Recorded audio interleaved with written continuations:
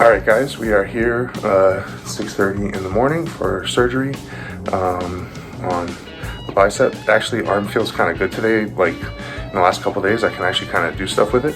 But yeah, so we're here and we will let you know how it goes. Alright guys, we are post-surgery. Apparently everything went well. Gonna meet up with the doctor in a few minutes. He's supposed to check in with me. Pain is a little bad right now, and like right on the bicep, I can feel it. Like it sucks. It hurts a little, but that's all good.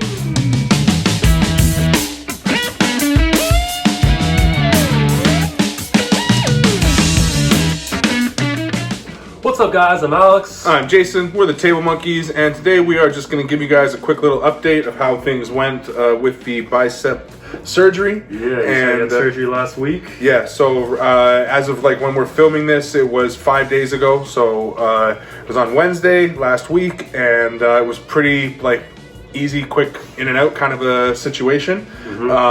Was early in the morning.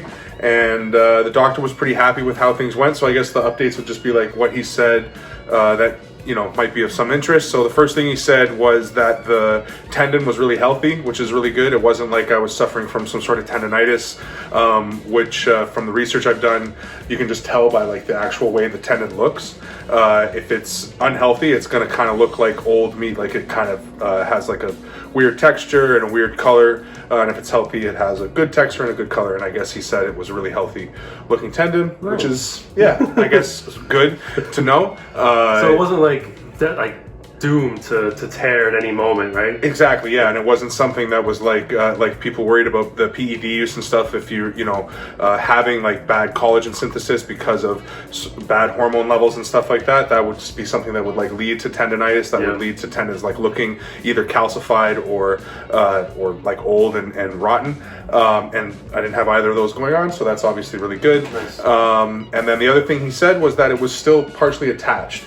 Like there was a little bit still attached, which is why, so I guess the MRI that I had showed that it had recoiled like 7 centimeters is what they said. But because it was still attached, it was relatively easy for him to grab it and pull it through, which if you see some guys like Lewis, if you notice on our videos, he had his bicep torn last summer by Dustin. Anyway, if you'll notice, his scar is big and it's like this L shape like this, and that was because his surgery was kind of so late and it was so far retracted. Yeah. I think he was saying on the weekend that his surgeon was saying it was like he almost wanted to use him as a case study. Yeah, he was like, didn't even know if it was going to work. Yeah, if he was going to be able to reattach. And it was like 4 to 5 weeks from after the injury that he got the surgery. Yeah, right? I think it was almost a full 4 weeks. Yeah, Yeah. it was. Anyway, point being was because it was partially attached, he didn't have to make such a aggressive incision, which allowed him to do this kind of really cool thing, which we'll show you a picture now of the incisions. And you can see I have one up here by my elbow, which is I guess where he went in to grab the tendon, and then the one that he put down on the tattoo, he like made a note of putting it right on the handle, so it followed like an actual line in the tattoo, which is pretty awesome. Yeah, definitely an artist. Yeah, and so it was cool to have such an experienced surgeon, obviously working on my arm. And then the other thing that he mentioned, which is because obviously being a bigger guy and everything, I mean, I've been accused of using steroids my whole life, even though I've only recently been sort of experimenting in this world. But he just asked about GH, if I was going to use any GH or anything like that for healing, and I told him yeah, I was planning to, which I discussed in the last video. And then he told me just wait at least 2 weeks post-surgery, because the GH is so aggressive with the bone growth and with the way that the tendon is inserted into the bone, it can cause a lot of calcification over the tendon, which would obviously be really bad. So he said just wait, at least 2 weeks before you start using the GH, which is obviously really cool that he was A, willing to talk about that, and B, experienced enough to know that that's an issue, because in my head, from the research I'd done, the protocol was going to start like within 5 days of the surgery. Basically, I was going to start it today, but I'm going to be waiting until later in May or the beginning of May to start it, which will be just over 2 weeks from the surgery. That's awesome that you had that knowledge. Yeah, really good, interesting input. And so how's the arm feeling now? Yeah, so I guess you can get what's called a nerve block, where I don't really understand exactly what it is that they do, but they basically I think, inject something or do something to numb the nerve for like a few days afterwards. And after the surgery, he had said, don't get it. Like, I was just waking up and he was like, don't get the nerve block. And then I was like, okay, no nerve block. and so I can move it, and I could feel the pain pretty bad.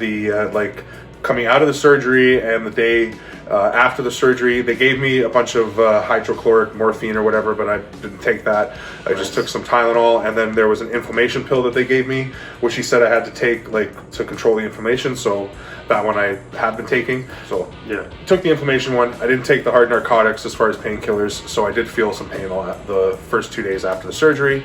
But as you can see from the picture, everything looks pretty good so far. Feels relatively good now. It's obviously like it's at that point where I feel like I could do too much with it, so I'm over cautiously maybe keeping it in the sling extra long just to make sure that I don't accidentally do something stupid with it.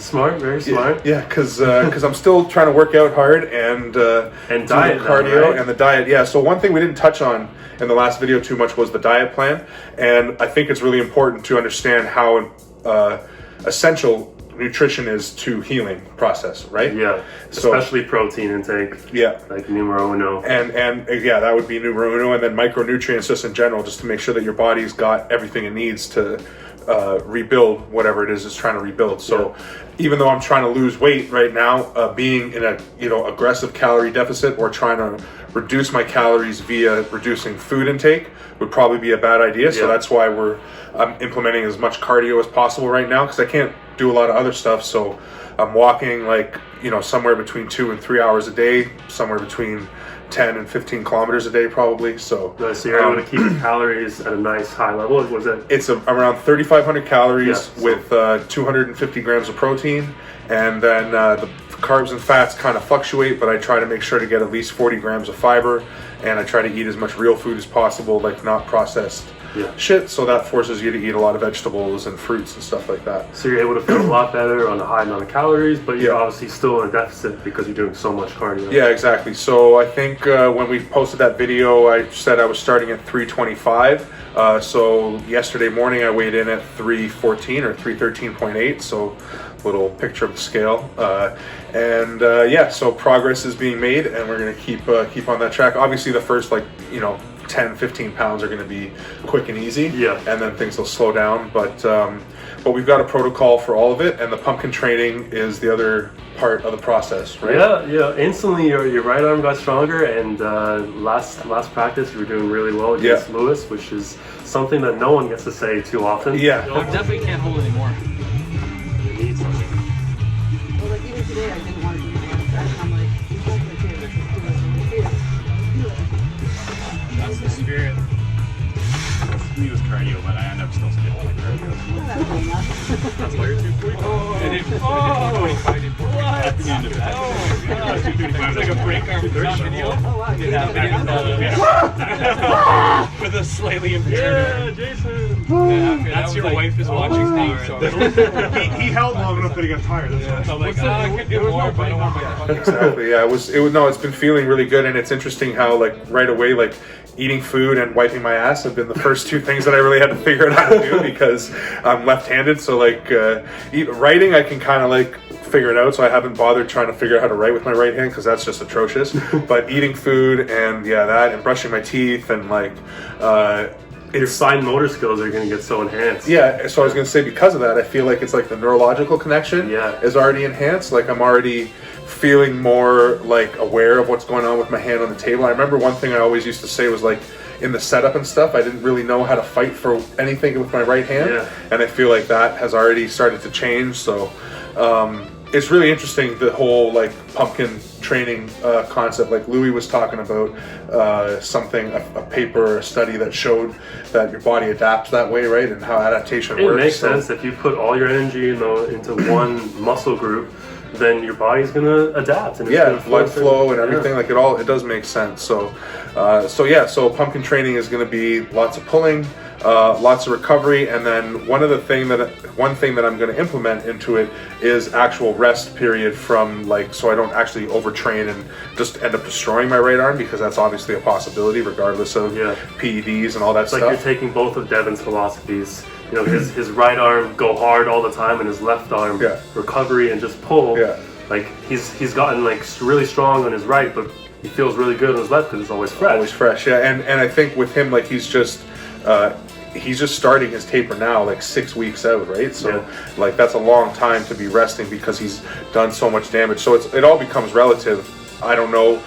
My arm is still rookie enough that I don't think it can take like months and months of continuous damage before it needs a rest. No. So in order to make sure I keep it healthy, I'm going to implement 10 days every month. So I'll have basically pull like call it Saturday, Wednesday, Saturday, Wednesday, Saturday, Wednesday, and then skip the next Saturday and Wednesday, and then start on the Saturday. So that little gap in there every month for the first 3 months before I can start doing stuff with my left arm again is basically the plan. And then, like we said, tons of cardio, and then the pharmacology will give you more of an update, but we kind of went over that last time. So we're not GH is going to wait a little bit. GH is going to wait, but that's still going to do the same plan as we had said. And actually, because of the 2 weeks and then the 10 weeks of GH, it works out that right at the end of the GH should be the 3 months. So it'd be like when we'll see how much did the healing work, is it worth another thing, whatever. So it all is working out pretty good. Awesome, man. So update is going well. Pumpkin training is on point. Diet is working, and leave some feedback in the comments. Let us know what other parts of this process you guys might be interested in knowing about, and let us know what you think of this video. Like, comment, share, subscribe, hit the bell, and monkeys out. Peace.